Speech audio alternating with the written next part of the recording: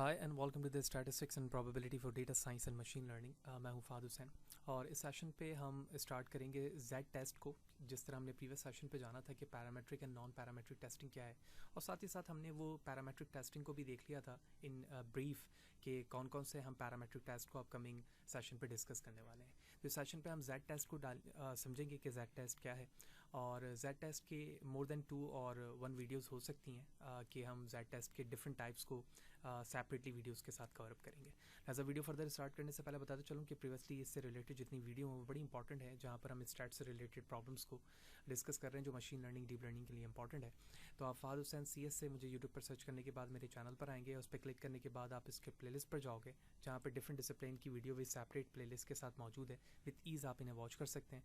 इसके अलावा इसमें इस्तेमाल होने वाले content related material which mean presentation slide code freely available है मेरे ब्लॉग fahadhusaincs.blogspot.com पे, जहाँ पर आने के बाद ये तमाम चीज़ें फ्रीली डाउनलोड करके यूज़ की जा सकती हैं। चैनल पे अगर नए हैं, चैनल को सब्सक्राइब नहीं किया तो चैनल को ज़रूर सब्सक्राइब करें ताकि अपकमिंग वीडियोस के हवाले से आपको बर वक्त जानकारी मिले और इसी तरह की नई चीज़ें आप आसानी के साथ सीख सकें। तो लास्ट सेशन पर हमने पैरामेट्रिक टेस्टिंग के अंदर ब्रीफ देखा था कि पैरामेट्रिक टेस्टिंग के अंदर पहली टेस्टिंग हमारे पास जेड टेस्ट है, जिसमें हम सैम्पल साइज़ को देखते हैं कि वो मोर देन 30 या 30 के बराबर होनी चाहिए। और उसमें हमने ये भी देखा था कि that's a test of the mean of the samples और स्टैंडर्ड डेविएशन ऑफ वेरिएंस। तो इसमें डिफरेंट टाइप्स हैं।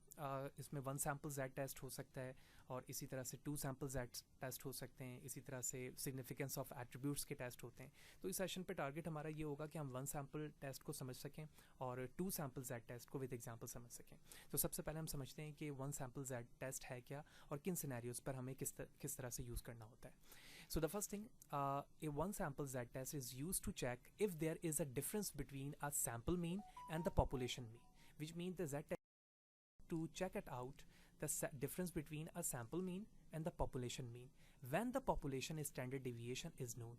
यानी हम sample mean और पॉपुलेशन मीन के दरमियान डिफरेंसेस को चेक करने के लिए ये टेस्ट इस्तेमाल तो कर रहे हैं, लेकिन साथ ही साथ हमें ये भी देखना है कि स्टैंडर्ड डेविएशन पॉपुलेशन का क्या हो, नोन हो यानी मौजूद हो। तो हम कब इस्तेमाल करेंगे when to use that test? The sample size should be greater than 30, otherwise we should use T test. T test क्या है वो हम आगे जाकर समझेंगे। ये हमारा जो नेक्स्ट टेस्ट होगा पैरामेट्रिक में वो टी ही होगा। तो next one, sample should be drawn at random from the population, यानी हम पॉपुलेशन में से रैंडमली कोई भी सैम्पल ले रहे होंगे। The standard deviation of the population should be known, यही चीज़ हम ऊपर भी देख चुके हैं। Sample that are drawn from the population should be independent for each other, एक दूसरे से इंडिपेंडेंट होने चाहिए जिस तरह से हम पॉपुलेशन से सैम्पल ले रहे हो। The data should be normally distributed, however the large sample size it is assume to have a normal distribution. तो हम फ्रॉम द प्रीवियस सेशन भी ये चीज़ देखते हुए पास डिस्ट्रीब्यूशन होती है कंप्लीट पॉपुलेशन की, वो नॉर्मली डिस्ट्रीब्यूटेड होती है, और यही चीज़ हम एज्यूम भी करेंगे कि जो डिस्ट्रीब्यूशन है वो नॉर्मल डिस्ट्रीब्यूटेड हो। अब हमें Z का यानी 1 सैम्पल Z का फॉर्मूला समझना है।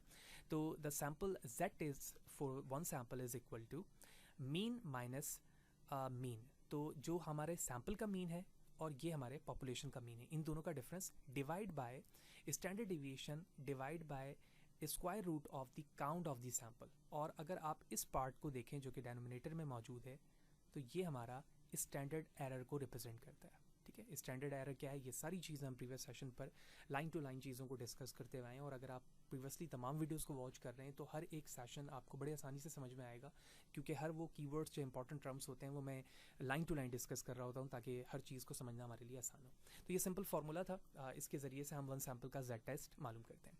अब हम प्रॉब्लम में जाने से पहले इस टेबल को समझ लेते हैं कि ये टेबल क्या चीज़ है। हमने कॉन्फिडेंस लेवल या सिग्निफिकेंस लेवल को लास्ट टाइम समझ चुके हैं कि वो क्या चीज़ है। जब हम क्वेश्चन पे जाते हैं तो हमें सिग्निफिकेंस लेवल या कॉन्फिडेंस लेवल दिया जाता है, इन दोनों में से कोई भी चीज़ दी जाए तो हम दूसरी चीज़ पता कर लेते हैं। तो सिग्निफिकेंस लेवल का मतलब ये है कि किसी चीज़ के ना होने के कितने चांसेस हैं, यानी कोई चीज़ ना होगी उसके कितने चांसेस हो सकते हैं। तो ये 10% हो सकती है जिसको प्रोबेबिलिटी से 0.1 लिखा गया है यहाँ पर। इसी तरह ये 5% हो सकता है जिसको यहाँ पर 0.05 से लिखा गया है।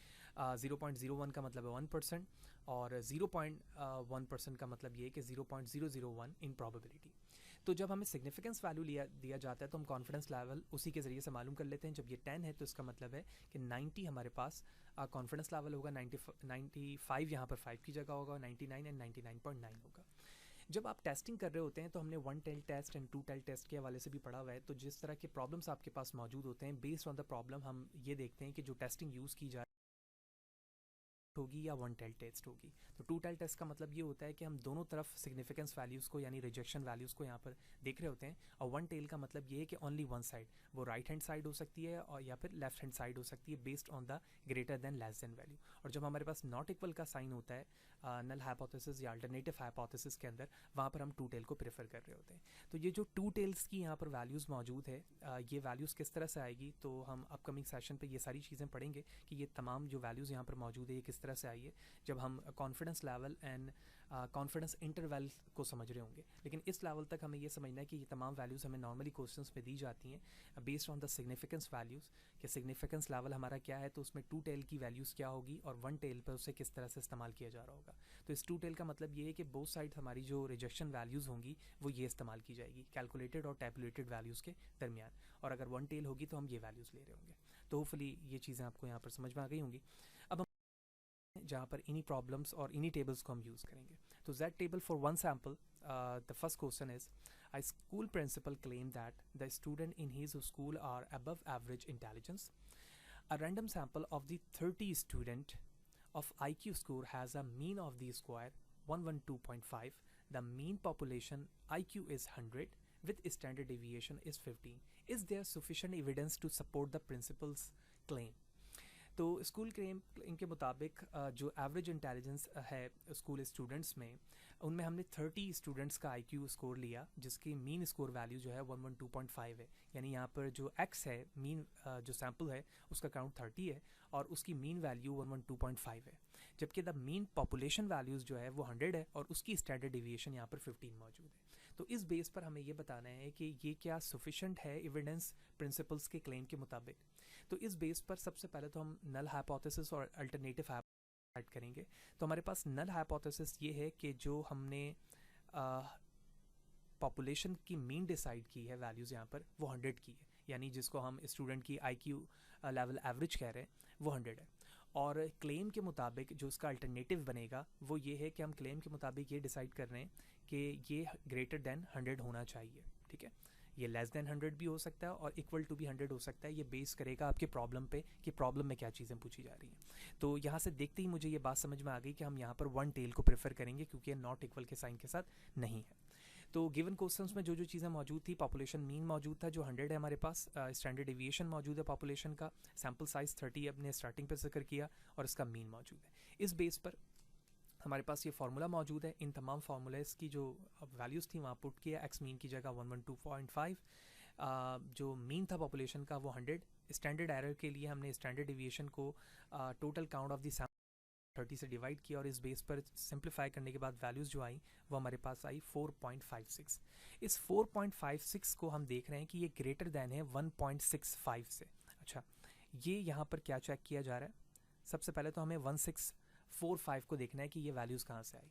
तो हमने प्रीवियस स्लाइड्स पे देखा कि जब हमारे पास जो कॉन्फिडेंस इंटरवल होता है जब वो हमारे पास मौजूद नहीं होता तो हम बेस्ड ऑन द प्रॉब्लम हमेशा ये देखते हैं कि जब हमें सिग्निफिकेंस वैल्यू या कॉन्फिडेंस वैल्यूज़ नहीं दी गई है तो हम कॉन्फिडेंस लेवल जो है 95 सेट करेंगे, तो इस बिहाफ पर जो सिग्निफिकेंस वैल्यू है वो 5% सेट हो जाएगी। ठीक है, तो जब 5% पर हम यहाँ पर आते हैं यानी इस स्टेज पर, तो हम यहाँ पर देखते हैं कि हमारे पास टू टेल टेस्ट में 1.96 है और क्योंकि हम यहाँ पर वन टेल इस्तेमाल कर रहे हैं तो इसकी जगह जो हम टैबुलेटेड Z वैल्यूज़ इस्तेमाल करेंगे वो 16.4 करेंगे। तो ये टैबुलेटेड वैल्यू है और जो Z से मैं कैलकुलेट करके लेकर आया हूँ दिस वन, इसे हम Z कैलकुलेटेड कहेंगे, CAL नीचे लिखा।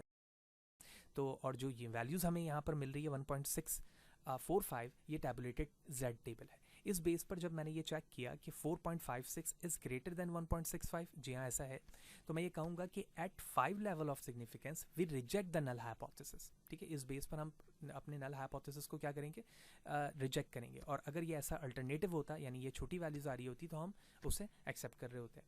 Hence we conclude that the student have above average IQ score, so the principal claim is right। यानी यहाँ पर जो प्रिंसिपल का क्लेम है वो राइट है कि यहाँ पर जो नल हाइपोथेसिस है हम उसे क्या कर देंगे, रिजेक्ट कर देंगे।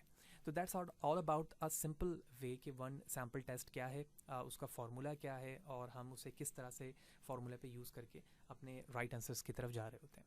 इसके बाद टू सैम्पल टेस्ट है। टू सैम्पल टेस्ट क्या चीज़ है, सबसे पहले हम इसकी डेफिनेशन समझते हैं, फिर फार्मूला और फिर प्रॉब्लम की तरफ चलेंगे।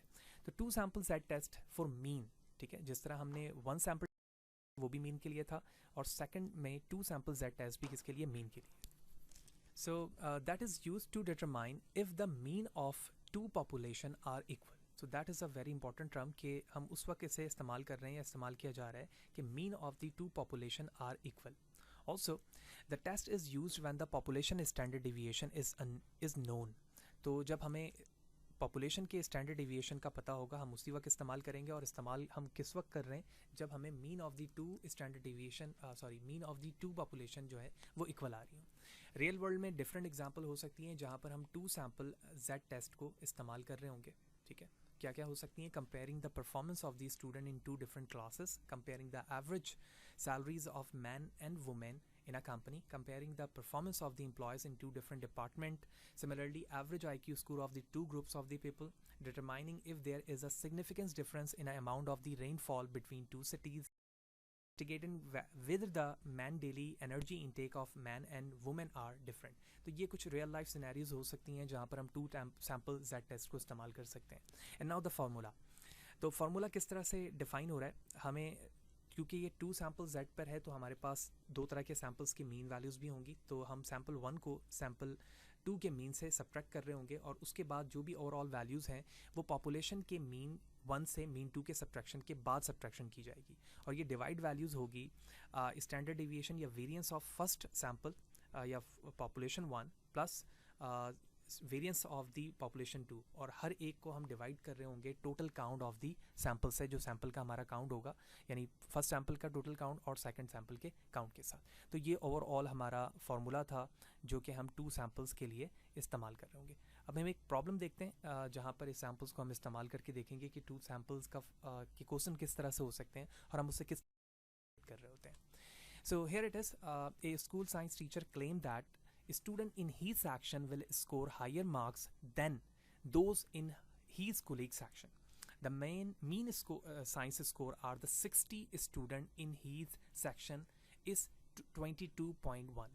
यानी जो सैम्पल साइज है 60 स्टूडेंट है और उनका जो मीन वैल्यूज़ है वो है 22.1 and the standard deviation is 4.8.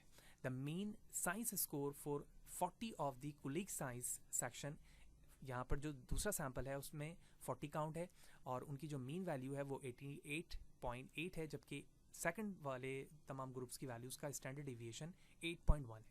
तो यहाँ पर अल्फ़ा की वैल्यू दी गई है 0.05. तो इस बेस पर हम जो इसकी सिग्निफिकेंस वैल्यू होगी वो हमें यहाँ पर पता चल चुकी है. इस बेस पर हम जो कॉन्फिडेंस लेवल होगा वो वैसे ही मालूम कर लेंगे जिस तरह हमने प्रीवियस सेशन पे किया है. तो इस बेस पर हाइपोथेसिस बनेगा, उसमें हमें ये पता चल रहा है कि जो पॉपुलेशन 1 का मीन है वो less than equal to mean 2 है, जबकि अल्टरनेटिव में हमें ये बताया जा रहा है कि मीन 1 जो है वो ग्रेटर है मीन 2 से. तो अब हमें प्रूव करना है कि हम अपने नल हाइपोथेसिस को एक्सेप्ट कर पा रहे हैं या रिजेक्ट कर पा रहे हैं और किस तरह से. तो इस बेस पर जैसे हमें यहाँ पर अल्फ़ा की वैल्यू 0.05 दी गई थी तो हम कॉन्फिडेंस इंटरवल यहाँ पर कैलकुलेट कर रहे हैं. तो इस बेस पे 95% जो है हमारा कॉन्फिडेंस इंटरवल है, जबकि सिग्निफिकेंस वैल्यूज़ जो है वो 5% रहेगा.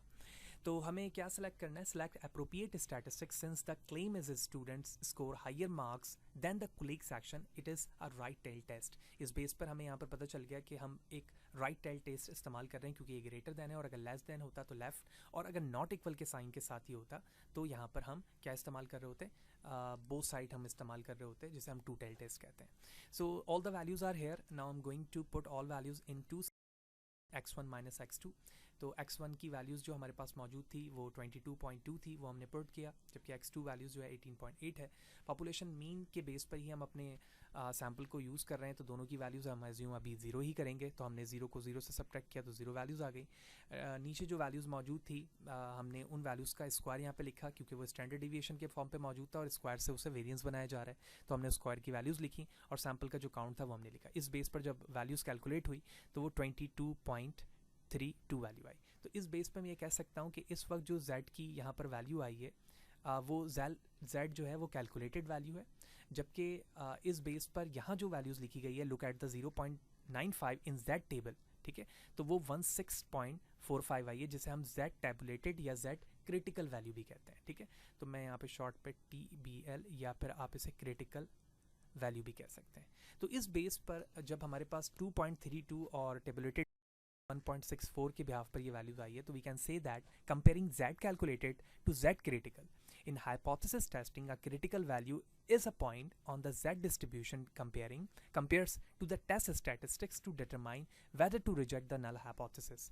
So z calculated value is in the rejection region, hence we can enough evidence to reject the null hypothesis. So at 5% we have enough evidence to support the teacher claim that his student score higher than his colleague student, and based on this कि मैं जो हमारे पास इतनी evidence values हैं कि हम अपने rejection values पे ही आ रहे हैं जो हमारे रिजेक्शन बाउंड्री की है, तो ये इस वजह से हम अपने नल हाइपोथेसिस को यहाँ पे क्या कर रहे हैं, रिजेक्ट कर रहे हैं by using this normal distribution curve. तो 2 टेल टेस्ट 1 टेल टेस्ट क्या है, किस तरह से कैलकुलेटेड वैल्यूज़ आई, ये सारी चीज़ें हमने स्टेप बाय स्टेप देखी और प्रीवियस सेशंस पे भी इन सारी चीज़ों को हम कवर अप करते हुए आ रहे हैं. तो यहाँ पर 2 एग्जांपल हमने 1 सैम्पल टेस्ट और 2 सैम्पल टेस्ट के लिए की, ताकि हमें ये आइडिया हो जाए के प्रॉब्लम्स होते हैं और किस तरह के प्रॉब्लम्स में हम जेड टेबल को इस्तेमाल करते हैं. रियल लाइफ क्या एग्जांपल्स हो सकती हैं जहाँ पर हम जेड टेबल को या जेड टेस्ट को इस्तेमाल कर रहे होते हैं. तो होपफुली सारी चीज़ें आपको क्लियर होंगी. फिर भी कोई सवाल है, अगर कोई चीज़ समझ में नहीं आई है कमेंट सेक्शन पर ज़रूर पूछें. कोशिश करूँगा इस हवाले से बर वक्त जवाब दे सकूँ. वीडियो अच्छी लगी हो तो लाइक करें, ज़्यादा लोगों को शेयर करें, क्योंकि हम जैसे जैसे आगे जाते रहेंगे तो वो तमाम कॉम्प्लेक्सिटीज़ या कॉम्प्लेक्स चीज़ें जो हम इस वीडियोज़ पे कवर अप नहीं कर चुके हैं, तो जैसे जैसे हम टेस्टिंग के सेशन को आगे जाते रहेंगे उनमें मज़ीद भी इंपॉर्टेंट चीज़ों को हम डिस्कस करेंगे, जिससे वो कन्फ्यूजन हमारी ज़रूर क्लियर हो जाएगी जो इस सेशन तक रही हो. So see you in the next session.